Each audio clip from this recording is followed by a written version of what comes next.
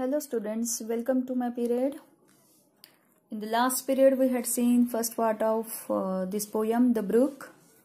Now we are going to see the second part. We had seen these two stanzas. Now we are going to see these two stanzas. Okay, so here we go. I went about and in and out here with here a blossom selling. Blossom selling, कुछ flowers वगैरह वहां पे जो होती, blossom means flowers in short. तो वो पानी के साथ वो भी बहते रहते हैं, हवा के साथ साथ उड़कर जो आते हैं, है ना। फूल जो है हवा के कारण उड़ते हैं और फिर वो पानी में गिर जाते हैं, तो वो भी उसके साथ तैरने लगते हैं पानी में। And here and there a lusty trout and here and there a grayling. Grayling and trout क्या है? These are the fish, the type of fish. And lusty यानी शाइनिंग वाली फिश उसमें दिखाई देती है। We had seen in the water the fish, isn't it? This is a fish. So there are fish in the water too. And here and there a foamy flake. Foamy flake झाग होता है ना, पानी जो अगर ऊपर से या ऊंचाई से गिरता है, ऊंचाइयों से अगर पानी गिरता है तो उसका एक झाग दिखाई देता है, व्हाइट व्हाइट दिखाई देता है ना। Upon me as I travel with many a silvery water break above the golden gravel. Golden gravel, gravel is a stone, isn't it. तो वो पानी जो है ऊंचाइयों से गिरता है तो उसमें झाग दिखाई देता है, व्हाइट व्हाइट दिखाई देता है। And draw them all along and flow to join the brimming river. Brimming overflow हो चुकी है या फुल जो रिवर होती है उसको जोड़ने के लिए ये जो झरना है इन सब चीजों के साथ वहां तक पहुंचता है, यानी फूल पत्ते जो भी उसके साथ होंगे पानी में गिरे हुए वो सब लेकर वो वहां तक पहुंचता है और नदी में मिल जाता है। फॉर मेन में कम एंड मेन में go but I go on for ever. कोई साथ आए ना आए, ये झरना जो है वो हमेशा ही बहता रहता है। इंसान हमेशा के लिए साथ में रह सकता है क्या? नहीं, वो तो मर जाता है, लेकिन झरना कभी मरता नहीं है। वो सूख सकता है लेकिन वो मरता नहीं है, और जैसी बारिश होती है फिर से वो बहने लगता है। I slip I slide I gloom I glance. I slip I slide I gloom I glance. Slip होता है, आपने देखा है झरना पानी जो है ऊंचाइयों से गिरता है और पत्थरों पर से स्लीप होते होते वो नदी की तरफ बहता है। Among my skimming swallows. और कुछ बर्ड्स भी होते हैं बीच बीच में, वो झरने का पानी पीने के लिए आते हैं, अपनी चोंच ऐसे झरने में मारते हैं, पानी पीते हैं और चले जाते हैं। I make the netted sunbeam dance.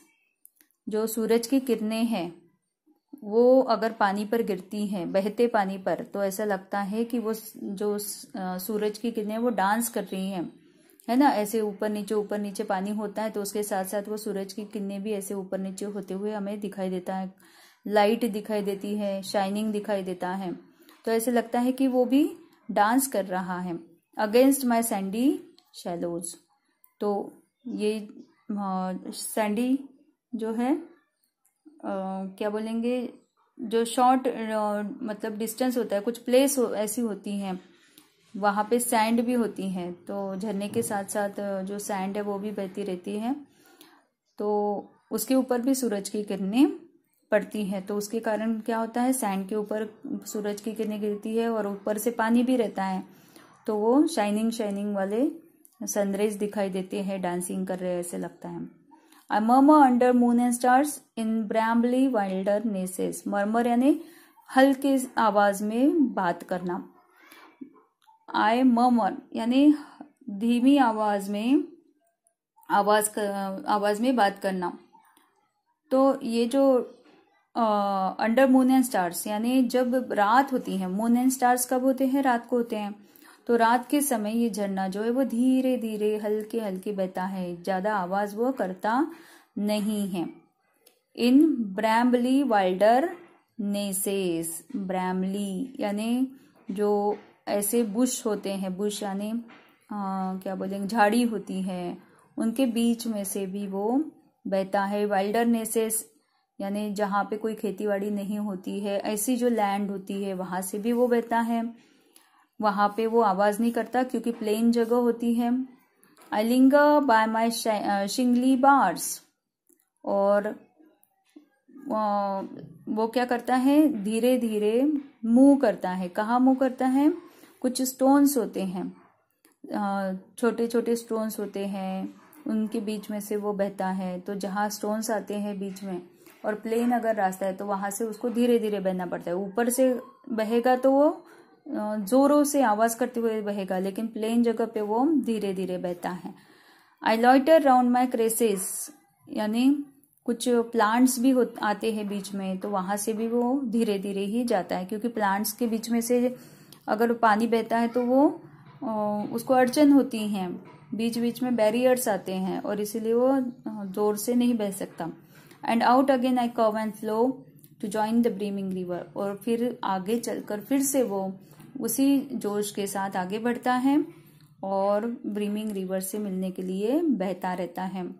For main में कम एंड मेन में go but I go on for ever, कोई मेरे साथ आए ना आए मैं तो बहता ही रहता हूँ। ये सब कौन बोल रहा है? Who is speaking in the poem? The brook is speaking. The brook is telling its story. अपनी स्टोरी वो बता रहा है कि वो क्या क्या करता है, कहाँ कहाँ जाता है, कैसे कैसे बहता है ना, कौन कौन मिलता है उन्हें उसे बीच में, ये सब उसने बताया है। Now this poem has been taken from the brook by Alfred Lord Tennyson. इन्होंने ये लिखी है। The poet of the poem is Alfred Lord Tennyson. Okay, here we end the poem. I will send you the question answers in the next video. Okay, here we stop, and what you have to do, you have to read the poem properly. इसमें जो hard words है कहीं कहीं पे मैंने mention कर दिया है मीनिंग्स उसके, तो मैं आपको दिखा भी दूँ कि किसका मीनिंग क्या है, ताकि आपको समझ में आ जाए जब भी आप रीड करो। I have written some meanings here, so इसलिए मैं आपको शो कर रही हूँ कि किसका मीनिंग क्या है। अगर आपको नहीं समझ में आता है तो आप डिक्शनरी का उपयोग भी कर सकते हो, but I have explain each and every spelling and each and every word here. I have told you all the meanings, almost all the meanings I have told to you, but still there are some remaining. You can go through the dictionary and find out the meanings. Okay, is that clear to you? And thank you so much. Have a nice day. Bye bye.